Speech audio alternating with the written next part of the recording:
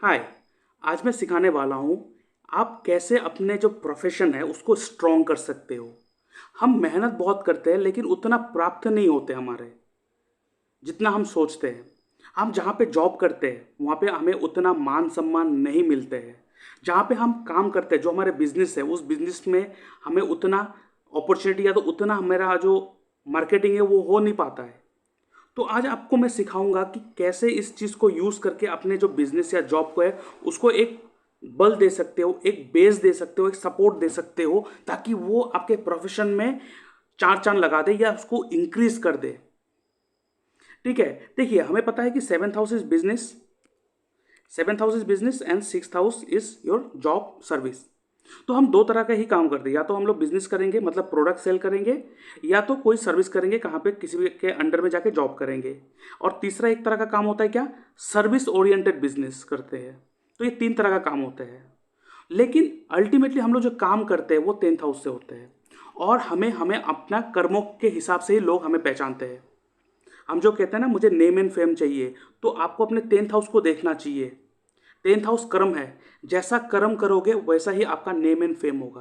तो कभी कभार होता है ना कि मैं जो काम कर रहा हूँ, जिस फील्ड में काम कर रहा हूँ, चाहे स्पोर्ट्समैन हो, चाहे वो जॉब करने वाला हो, बिजनेसमैन हो, कुछ भी हो, उसको वो नेम एंड फेम, वो बेस, वो ओहदा नहीं मिल पा रहा होता है, क्योंकि वो कहीं ना कहीं ऐसे गलत डायरेक्शन में बैठा है जो डायरेक्शन में उनको बैठना नहीं चाहिए। तो आज मैं दिखाऊंगा कि कैसे आप अपने के लिए जो बेस्ट डायरेक्शन है, अपने प्रोफेशन को स्ट्रेंथ देने के लिए, अपने नेम एंड फेम को इंक्रीज करने के लिए, ताकि आपके काम से आपको जाना जाए, लोग आपको पहचाने। तो ये मैं आपको सिखाऊंगा, इस चीज़ को आप यूज़ करके देखना, अप्लाई करके देखना कितना बढ़िया रिजल्ट आता है आपको। आपके प्रोफेशन को इंक्रीज करके रख देगा, आपके प्रोफेशन का जो नेम एंड फेम है वो मार्केट में बढ़ा के रख देगा। और बाकी अगर आप जानना चाहते हो कि आपके लिए कौन सा डायरेक्शन है जो आपके विश फुलफिलमेंट करेगा, पैसे को कैसे आप अट्रैक्ट कर सकते हो, कैसे अपने कुंडली के हिसाब से अपना जो घर का एस्ट्रो वास्तु है वो करवा सकते हो, तो इसके लिए आप अपना कुंडली एनालिसिस करवा सकते हो मुझसे।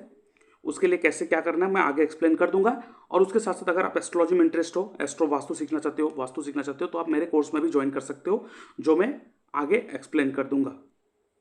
ठीक है, तो अभी आते हैं प्रोफेशन के ऊपर। तो अगर आप जॉब करते हो और उस एरिया में आपको उतना मान सम्मान या उतना सपोर्ट नहीं मिलता है, इसका मतलब आप ऐसे गलत डायरेक्शन में बैठे हो जो आपके लिए सही नहीं है। इन द सेम वे आप अपने बिजनेस करते हो, बिजनेस में बैठे हो, अपने काम करते हो, लेकिन उतना सपोर्ट आपको नहीं मिल रहा है, आपके बिजनेस को उतना सपोर्ट नहीं मिल रहा है, इसका मतलब आप गलत डायरेक्शन में बैठे हो। तो आपके बिजनेस, आपके प्रोफेशन को इंक्रीज करने के लिए, उसको एक ताकत देने के लिए आप कैसे अपने प्रोफेशन को पहचानोगे। ठीक है, तो क्या करना है, आपको देखना है कि आपके टेंथ हाउस का मालिक कौन है। ठीक है, तो टेंथ हाउस का मालिक आप कैसे निकालोगे, टेंथ हाउस में जो भी राशि लिखा होगा वो उस घर का मालिक बनेगा। और उस टेंथ हाउस में कोई भी प्लेनेट बैठा हो वो मायने नहीं रखता यहाँ पे। ठीक है, तो उसको कॉन्सिडर, यहाँ पे जैसे शनि बैठा हुआ है, डजेंट मैटर। आपको देखना है कि टेंथ हाउस में कौन सा राशि लिखा है आपके कुंडली में। जैसे कि इस कुंडली में 2 नंबर राशि लिखा हुआ है, टॉरस राशि, इसका मालिक है शुक्र। और शुक्र कहाँ जाके बैठा हुआ है, यहाँ पे देखो आप। तो यहाँ पे आप देखो, आपका यहाँ पे टेंथ हाउस का मालिक कौन बन गया, शुक्र। शुक्र कहाँ है, यहाँ पे सेकेंड हाउस में बैठा है। बस ये दो चीज को मार्क कर लो। आप देखो अपने कुंडली में टेंथ हाउस का लॉर्ड कौन है, मतलब टेंथ हाउस में जो राशि लिखा है वो राशि का जो मालिक होता है वो कहाँ पे, वो मार्क कर लीजिए। आपने मार्क कर लिया। उसके बाद क्योंकि वो टेंथ हाउस का मालिक है तो वो आपके प्रोफेशन को गवर्न करेगा, दैट्स इट। ठीक है, जैसे कि वो टेंथ हाउस का मालिक है तो वो आपके टेंथ हाउस को ही गवर्न करेगा, आपके नेम एंड फेम, आपके प्रोफेशन को इंक्रीज करेगा, नेम एंड फेम देगा। तो जैसे कि इस कुंडली में जो वीनस है, इनके नेम एंड फेम का कारक है, इनके प्रोफेशन का कारक है, प्रोफेशन में ग्रोथ दिलाने का कारक है। तो आपको क्या करना है, ऐसे ही आपको टेंथ हाउस का जो मालिक है उसे मार्क करना है। आपने मार्क कर लिया। उसके बाद क्या करना है, आपको ऐसे किसी हाउस से काउंट करना है जिससे काउंट करते ही वो जो टेंथ हाउस का मालिक जहाँ बैठा है वो टेंथ हाउस बन जाए। क्योंकि वो टेंथ हाउस का मालिक है तो उसको टेंथ हाउस का बल देना पड़ेगा। तो यहाँ पे वीनस इस हाउस में बैठा है, सेकेंड हाउस में बैठा हुआ है। तो हम ऐसे कौन से हाउस से काउंट करें ताकि वीनस जो सेकेंड हाउस में बैठा है वो टेंथ हाउस बन जाए। ठीक है, वैसे ही आपको क्या करना है, आपके टेंथ हाउस का मालिक निकलना है, जहां जिस हाउस में बैठा है उस हाउस को मार्क कर लेना है और उस हाउस को टेंथ हाउस बनाना है आपको। तो कैसे बनाएंगे, देखिए अभी यहाँ पे वीनस कहाँ बैठा हुआ है, टेंथ हाउस का जो मालिक है वो सेकंड हाउस में बैठा हुआ है। सेकंड ये जो हाउस है इसको अभी मुझे टेंथ हाउस बनाना है। उसको कैसे बनाएंगे देखिए, अभी मैं अगर इस फिफ्थ हाउस से काउंट करूं 1 2 3 4 5 6 7 8 9 10, इसका मतलब फिफ्थ हाउस से मैं काउंट करते ही ये वीनस जहाँ बैठा है वो 10th हाउस बन रहा है। तो ऐसे ही आपको देखना है आपका 10th हाउस का मालिक कहाँ बैठा है, और ऐसे किसी घर से काउंट करना स्टार्ट कर दो ताकि जहाँ आपका 10th हाउस का मालिक बैठा है वो हाउस 10th हाउस बन जाए। तो फिफ्थ हाउस से काउंट करते ही ये 10th हाउस का मालिक जहाँ बैठा है वो 10th हाउस बन गया। अभी आपको देखना है जिस घर से आपने काउंटिंग स्टार्ट किया है उस घर में कौन सा राशि लिखा है। जैसे मैंने काउंटिंग स्टार्ट किया ये फिफ्थ हाउस से स्टार्ट किया है, तो इसमें कौन सा राशि लिखा है, यहाँ पे लिखा है 9th राशि, दैट मीन्स धनु, सेजिटेरियस राशि। अभी सेजिटेरियस राशि का डायरेक्शन क्या है, नॉर्थ ईस्ट। इसका मतलब ये व्यक्ति अपने प्रोफेशन, जहाँ पे भी प्रोफेशन है, अपना ऑफिस है, जहाँ पे भी काम करते हैं, वो अगर नॉर्थ ईस्ट में बैठ के काम करेंगे तो इसको प्रोफेशन में भी बहुत ग्रोथ मिलेगा। ठीक है, प्रोफेशन में भी बहुत ग्रोथ मिलेगा और इसको नेम एंड फेम भी मिलेगा, और अपने कामों के द्वारा, अपने कर्मों के द्वारा उसका नाम भी होगा मार्केट में। देखिए कितना सिंपल है। और हर राशि का डायरेक्शन क्या है मैं यहाँ पे लिखवा देता हूँ एक बार। ठीक है, नंबर 1 राशि जो होता है, नंबर 1 राशि मेष राशि। मेष राशि का जो डायरेक्शन है वो है ईस्ट डायरेक्शन। 2 नंबर राशि का जो डायरेक्शन है वो है नॉर्थ वेस्ट डायरेक्शन। 3 नंबर का जो राशि है मिथुन राशि, उसका डायरेक्शन है north of north west direction. 4th राशि कर्क राशि, कैंसर राशि, इस राशि का जो डायरेक्शन है वो है north of north east direction. उसके बाद 5th राशि लियो, सिंह राशि, इसका जो डायरेक्शन है वो है east of north east direction. उसके बाद 6ठा राशि कन्या, वर्गो, इसका जो डायरेक्शन है वो है नॉर्थ डायरेक्शन। 7th राशि लिब्रा, तुला राशि, इसका जो डायरेक्शन है वो west of south west direction. उसके बाद 8th राशि जो है स्कॉर्पियो राशि, इसका जो डायरेक्शन है वो है south of south west direction. और 9th राशि जो है धनु राशि सेजिटेरियस, इसका जो डायरेक्शन है वो है नॉर्थ ईस्ट डायरेक्शन। और 10th राशि जो है कैप्रिकॉन राशि, इसका जो डायरेक्शन है वो है साउथ डायरेक्शन। 11 कुंभ राशि जो है उसका डायरेक्शन है वेस्ट डायरेक्शन। और उसके बाद 12 नंबर राशि मीन राशि पाइसिस, इसका जो डायरेक्शन है वो है साउथ ईस्ट डायरेक्शन। अभी यहाँ पे एक चीज़ नोट डाउन कीजिए, 8 नंबर जो राशि है स्कॉर्पियो राशि, इसका जो डायरेक्शन है वो है south of south west direction. अगर किसी का कहीं एंगल से भी 8th राशि दिखा दे काउंटिंग में, तो इनके लिए साउथ ऑफ साउथ वेस्ट में बैठना बहुत अच्छा होता है। अगर यहाँ पे टॉयलेट हो जाएगा वास्तु के हिसाब से तो इनके प्रोफेशन में गड़बड़ हो जाएगा। मान लीजिए किसी का 10th हाउस का राशि, 10th हाउस का मालिक कौन है यहाँ पे वीनस, ठीक है, और मान लीजिए वीनस यहाँ पे बैठा है, ठीक है, एग्जाम्पल दे रहा हूँ, यहाँ पे 10th हाउस का मालिक है वीनस और वीनस यहाँ पे बैठा है, यहाँ पे नहीं है। तो अभी कौन से हाउस से काउंट करें ताकि वीनस जो यहाँ पे बैठा है ये 10th हाउस बन जाए, तो मुझे काउंट करना पड़ेगा 4th हाउस से। 1 2 3 4 5 6 7 8 9 10। देखिए मैंने काउंटिंग स्टार्ट किया 4th हाउस से, तो ये जहाँ पे वीनस बैठा है वो 10th हाउस बन रहा है। और 4th हाउस में कौन सा राशि है, 8th नंबर राशि लिखा हुआ है। 8th नंबर राशि का डायरेक्शन क्या बताया मैंने, south of south west direction. अभी इस डायरेक्शन में अगर टॉयलेट होगा, कुछ प्रॉब्लम होगा, वास्तु दोष होगा, तो इनके प्रोफेशन में खराबी, इनके नेम एंड फेम में खराबी होगा ही होगा। तो वास्तु जो है ना, पहले तो अपना घर वास्तु के हिसाब से बनाओ, नो डाउट, लेकिन उसके बाद उसको एस्ट्रो वास्तु के हिसाब से अपने कुंडली के साथ मैच करवाओ ताकि वो पूरा रिजल्ट आपको मिले। इसलिए मैं कहता हूँ आप इस कोर्स से जुड़िए, इस सारी चीज़ को सीखिए, क्योंकि खाली डोनेशन कर देना, दान कर देना, स्टोन पेन लेने से नहीं होता है। अगर ऐसा होता तो हर कोई स्टोन पेन के रिजल्ट ले लेता, और अगर ऐसा होता तो सिर्फ वास्तु को ही ठीक करवा के हर कोई मालामाल बन जाता। ठीक है, ऐसा कभी नहीं होता है कि एक घर का वास्तु अगर परफेक्ट है तो हर कोई मतलब ऊंचाई तक पहुंचता है, और ऐसा कभी नहीं होता है अगर किसी घर का वास्तु खराब हो तो उसके घर में सबका डाउनफॉल होता है, ऐसा नहीं होता है। बस आपको देखना है आपके कुंडली के हिसाब से आपका जो घर है वो मैच कर रहा है कि नहीं आपके साथ, बस। और इसके साथ मैं अपने व्यूअर्स को कहना चाहता हूँ, अगर आप अपना बर्थ चार्ट एनालिसिस करवाना चाहते हो, अगर चाहते हो जो आपका प्रॉब्लम है वो मैं सॉल्व करूँ, तो आप मेरे इस व्हाट्सएप नंबर पे अपना date of birth, time of birth, place of birth, आपका नेम जेंडर लिख के भेज सकते हो और आपका जो सवाल है वो लिख के भेज सकते हो। उसके ऊपर मैं एक डिटेल वीडियो बना के यूट्यूब में अपलोड कर दूंगा और उसका लिंक आपके साथ शेयर कर दूंगा, जिसके लिए मैं चार्ज करता हूँ 300 रुपीज़ ओनली। आप मेरे इस यूपीआई नंबर पर पेमेंट करोगे, उसका स्क्रीनशॉट भेजोगे और आपका जो एनालिसिस है वो हफ्ते भर में 7 दिन के अंदर आपको एनालिसिस मिल जाएगा। लेकिन आपको जो डाउट है, जो प्रॉब्लम है, आपको लगता है वो मुझसे बात करके सॉल्व हो सकता है, तो आप एक फ़ोन कॉल अपॉइंटमेंट बुक कर सकते हो, जिसके लिए मैं चार्ज करता हूँ 550 रुपीज़ ओनली। आप इस यूपीआई नंबर पेमेंट करोगे सेम वे और उसका स्क्रीनशॉट भेजोगे, उसके बाद मैं आपको एक डेट एंड टाइम दे दूंगा, उस दौरान मैं आपसे बात करूंगा और आपका जो प्रॉब्लम है वो सॉल्व करूंगा, ठीक है। और अगर आपका जो टाइम है वो परफेक्ट नहीं है, आपको लगता है मेरा डेट तो ठीक है, टाइम आपका करेक्ट नहीं है, तो आप बर्थ टाइम रेक्टिफिकेशन करवा सकते हो, जिसके लिए मैं चार्ज करता हूँ 2100 रुपीज़ ओनली। आप मेरे यूपीआई में पेमेंट करोगे, उसका स्क्रीनशॉट भेजोगे, उसके बाद आपका जो जितना भी डिटेल्स है आपके पास, जितना भी जानकारी है आपके डेट ऑफ बर्थ के बारे में, तो आप वो सारे भेजोगे। उसके बाद मैं फ़ोन कॉल में आपके साथ डिस्कशन करूँगा, जितना ज़रूरी है वो सवाल पूछूंगा। उसके बाद मैं आपका जो बर्थ चार्ट है उसको रेक्टिफाई करके दूंगा। और उसके साथ साथ अगर आपको लगता है कि आपके घर में वास्तु का इशू है, कोई प्रॉब्लम हो रहा है, बहुत सारे चीज़ करवाने के बाद भी सॉल्व नहीं हो रहा, तो आप मुझसे वास्तु कंसल्टेंसी भी ले सकते हो, ठीक है, कंसल्टेशन ले सकते हो वास्तु का, जो मैं एस्ट्रो वास्तु के मदद से मैं आपको गाइड करूँगा। मोस्ट इंपॉर्टेंट है एस्ट्रो वास्तु को साथ में लेके चलना। ओनली घर का वास्तु करेक्ट करवाने से सबका लाइफ चेंज नहीं होता है, ठीक है।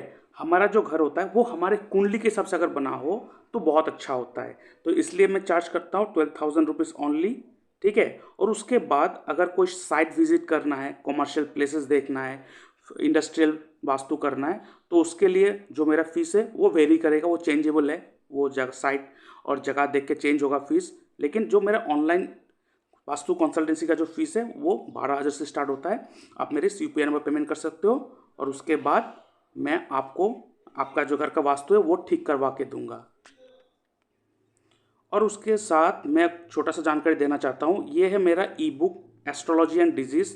ये मैंने डिजीज़ के ऊपर लिखा है, बीमारी के ऊपर लिखा है कि बीमारी किस लिए होता है, किस घर के वजह से हो रहा है, किस प्लेनेट के वजह से आपके साथ वो बीमारी हो रहा है, और उसको कैसे आप जान पाओगे और उसको कैसे ठीक कर पाओगे, ऐसा रेमेडी मैंने यहाँ पे लिखा है। और साथ में बहुत सारे जो बीमारी है, क्रॉनिक डिजीज है, जैसे शुगर हो गया, ठीक है, ऐसे भी जो क्रॉनिक डिजीज है उसको भी कैसे हील कर सकते हो विद द हेल्प ऑफ मंत्र, हुमा एंड डोनेशन करके आप उसकी हेल्प कर सकते हो। इसका जो लिंक है वो मैंने डिस्क्रिप्शन बॉक्स में दे के रखा है, वहाँ से आप परचेस कर सकते हो ओनली 99 रुपीज़। आप मेरे यूपीआई नंबर पेमेंट करोगे, उसका स्क्रीनशॉट भेजोगे, उसके बाद इस पीडीएफ का जो पासवर्ड है मैं दे दूंगा, उसके बाद उस पीडीएफ को आप ओपन कर सकते हो, ठीक है। और उसके साथ आप देख सकते हो ये है नक्षत्र त्रिपाप चार्ट, ठीक है। ये जो नक्षत्र त्रिपाप चार्ट है ये ऐसा चार्ट है जो आपके एक साल के प्रेडिक्शन ये देता है। मतलब जिस तारीख को आपका बर्थडे होगा उस तारीख से लेके अगले तारीख तक पूरे एक साल आपका कैसा जाएगा, ये नक्षत्र त्रिपाप चार्ट कहेगा। ये चार्ट जो है ना पहली बार मैंने यूट्यूब में लाया हूँ और आज तक कभी किसी ने इसके बारे में जिक्र नहीं किया है, लेकिन ये बहुत इफेक्टिव रिजल्ट देता है। चाहे आप कुछ भी इंपॉर्टेंट काम करो, अगर उस समय कोई भी पापी प्लैनेट का रूल होगा तो वो काम आपका खराब ही जाएगा। कैसे, आप देख सकते हो यहाँ पे मैंने एज ये सब लिख के रखा है, ठीक है। आप देख सकते हो यहाँ पे मैंने एज लिख के रखा है ये सब, और उसके नीचे प्लेनेट है। मतलब आपका पूरा एक साल को 4 महीने 4 महीने 4 महीने 3 ग्रुप में बांटा गया है और उस 4 महीने को कोई एक प्लेनेट रूल करेगा। अगर यहाँ पे कोई नैसर्गिक पापी प्लेनेट का रूल होगा तो आपके लिए बहुत खराब जाएगा, और वहाँ पे अगर नैसर्गिक शुभ प्लेनेट का रूल होगा तो आपके लिए बहुत अच्छा जाएगा, ठीक है। यहाँ पे आपके कुंडली के साथ कोई भी ताल्लुकात नहीं है, चाहे आपके कुंडली में शनि अति योग कारक हो, चाहे आपका लगन का मालिक हो, लेकिन नक्षत्र त्रिपाप चार्ट में वो पापी प्लेनेट का जैसा ही एक्ट करेगा, ठीक है। अभी यहाँ पे देखो, अब यहाँ पे राहु है, यहाँ पे जुपिटर है, मंगल है, तो मंगल और राहु दोनों पापी प्लेनेट है और बीच में जुपिटर है। तो ये अगर आपका एज 18 या 54 है, उस समय अगर कुछ नया काम कर रहे हो तो ये जो सेकंड का जो 4 महीना होगा उस समय करोगे तो आपके लिए अच्छा होगा, लेकिन उसके पहला 4 महीना और लास्ट का 4 महीना करेंगे तो वो आपके लिए बैकफायर हो जाएगा। क्यों, पापी प्लेनेट का रूल है। और अगर उस समय कोई तीनों के तीनों पापी प्लेनेट अगर रूल करेगा आपके कुंडली में, तब तो ये बहुत ही खराब जाएगा। जैसे देख सकते हो यहाँ पे शनि मंगल राहु, अगर तीनों के तीनों पापी प्लेनेट है तो उस साल तो आपके लिए बहुत खराब जाएगा। और ये मैरिज में भी बहुत इफेक्ट करता है। मतलब आप मैरिज मिलन कर ली, आपके अच्छा टाइम आपने देख लिया, अच्छा टाइम निकल के आपने मैरिज करने की स्टार्ट कर दी। लेकिन जब आपने मैरिज करने बैठा उस समय अगर कोई पापी प्लानेट का रूल होगा तो वो मैरिज करने के बाद भी उस समय प्रॉब्लम होता है। तो आप बहुत सारे देखे होंगे ना कि मैरिज करने के बाद भी इतना प्रॉब्लम क्यों आ रहा है, मैंने कुंडली मिलान की, बहुत सब कुछ करवा लिया, फिर भी प्रॉब्लम है, क्यों? वो इसलिए है क्योंकि उस समय पापी प्लैनेट का रूल था जिसके कारण आपको ये फेस करना पड़ा। तो इसलिए मैं कहूँगा इस चार्ट को आपके साथ रहना चाहिए। यहाँ पे टोटल 27 नक्षत्र के बारे में डिटेल्स दे के रखा है, आप अपने नक्षत्र को निकालिए और उसके हिसाब से अपना चार्ट देखते रहिए। लेकिन यहाँ पे कौन सा एज आपको देखना होता है, देखिए यहाँ पे सब एज लिख के रखा है, आपको यहाँ पे रनिंग एज को देखना होता है। मान लीजिए आपका एज है 33 कंप्लीट, 34 चल रहा है, तो अभी जो चल रहा है उस एज को पकड़ना होता है। यहाँ पे रनिंग एज को पकड़ते हैं, ना कि कंप्लीट एज को। ठीक है, ये आपको ध्यान में रखना है। तो आपको अपना नक्षत्र देखना है, उसके बाद आपका रनिंग एज क्या चल रहा है वो देखना है, और उस हिसाब से आपको अपना देखना है कि कैसा जाएगा ये साल, कोई नया काम स्टार्ट करना है कि नहीं करना है। तो ये नक्षत्र चार्ट, ट्रिपाप चार्ट जो है आप अवेल कर सकते हो। डिस्क्रिप्शन बॉक्स में मैंने लिंक दे के रखा है, और उसके साथ साथ इसका जो अमाउंट है जो मैं चार्ज करता हूँ that is 111 rupees, only 111 rupees आप पे करोगे। और उसके बाद मैं आपको इसका पासवर्ड दे दूंगा, आप उस पीडीएफ को ओपन कर सकोगे। ठीक है, और इस कोर्स के बारे में आपको बता देता हूँ। सबसे पहले मैं यहाँ पे आप देख सकते हो कौन सा मैंने यहाँ पे सिखाना है आपको। ठीक है, और इस कोर्स का जो डिटेल एक्सप्लेनेशन है मैंने डिस्क्रिप्शन बॉक्स में एक वीडियो का लिंक देकर रखा है, वहाँ पे जाके आप इस कोर्स के बारे में पूरा जानकारी ले सकते हो। इस कोर्स का जो ड्यूरेशन है वो है 3 मंथ्स, और इसका कोर्स का जो फीस है वो है 12,000 ओनली। लेकिन ये फुल पैकेज कोर्स है, इसमें आपको वैदिक सिखाया जाएगा, प्लानिटरी अलाइनमेंट टेक्निक सिखाया जाएगा, जेमस्टोन सिलेक्शन टेक्निक सिखाया जाएगा, marriage making and best career selection technique, medical astrology and remedy, नक्षत्र त्रिपाप chart prediction technique, KP hit theory and astro vastu. यहाँ पे आपको वास्तु सिखाया जाएगा, ग्रिडिंग कैसे करना होता है घर का वो सिखाया जाएगा, कैसे आप गूगल अर्थ को यूज़ करके अपने क्लाइंट का घर का डायरेक्शन निकाल सकते हो, वो सारा चीज़ सिखाया। उसके बाद आपको एस्ट्रो वास्तु सिखाया जाएगा, उसके बाद अष्टक वर्ड टेक्निक सिखाया जाएगा, जीपीएस टेक्निक, दशा लगन टेक्निक सिखाया जाएगा, उसके बाद नक्षत्र त्रिपाप चार्ट भी सिखाया जाएगा। ये फुल पैकेज है, और ये सिर्फ 12,000 है। यहाँ पे आप देखो जो कोर्स है बहुत ही वास्ट है, बहुत ही नॉलेजेबल है, और एक सीक्वेंस में है। ये करने के बाद आपको और दूसरा कुछ कोर्स का जरूरत ही नहीं पड़ेगा एक टाइम तक। अगर आपको एडवांस में और जाना है, कहीं जाना है, तो आप कर सकते हो। लेकिन ये जो कोर्स है बेसिक टू एडवांस्ड कोर्स है, यहाँ पे ईडी होगा, मैं डी लिखना भूल गया, एडवांस्ड, तो ये एडवांस कोर्स होगा। तो इसका जो कोर्स फीस है वो 12,000 है। आप मेरे इस व्हाट्सएप में मैसेज कर सकते हो, और ये मेरा यूपीआई लिंक है, यहाँ पे आप पेमेंट कर सकते हो। ठीक है, इस जगह पे पेमेंट कर सकते हो, और इसमें रिकॉर्डिंग भी है, और मैं लाइव क्लासेस भी लेता हूँ। तो आपको ये कोर्स में ज्वाइन होने के साथ साथ आपको रिकॉर्डिंग मिल जाएगा, और मैं जूम में आपके साथ क्लास भी लेते रहूँगा। सबसे पहले डिस्क्रिप्शन बॉक्स में मैंने व्हाट्सएप ग्रुप का लिंक दे के रखा है। ठीक है, जो dynamic astro and vastu science का जो ग्रुप है, इस ग्रुप में आप ज्वाइन हो जाइए। उसके बाद जो इस कोर्स में एडमिट होगा, मतलब जिस कोर्स में एडमिशन लेगा, उनको मैं अलग से ग्रुप में ऐड करता हूँ। जो मेरे अंदर जो सीखते हैं इस कोर्स को, उस ग्रुप में मैं ऐड कर दूंगा। उसके बाद जितना भी यहाँ पे पीडीएफ हो गया, या तो टॉपिक हो गया, यहाँ पे कुछ थ्योरी हो गया, जो भी शेयर करना वहाँ पे, क्लास कब होगा, कहाँ पे होगा, कब होगा, सब शेयर होगा। रिकॉर्डिंग वीडियो है जो वहाँ पे शेयर होगा। क्लास ऑलरेडी चल रहा है, आप ज्वाइन कर सकते हो इस चीज़ को, और आप अपने जो प्रोफेशनल कोर्स है इसको अवेल करके आप अपना जो एस्ट्रोलॉजी जो है एक प्रोफेशनल कोर्स, प्रोफेशन भी बना सकते हो इस कोर्स को करने के बाद। तो ये एस्ट्रोलॉजी प्रोफेशनल कोर्स है, आपको आफ्टर द कम्प्लीशन सर्टिफिकेट भी मिलेगा।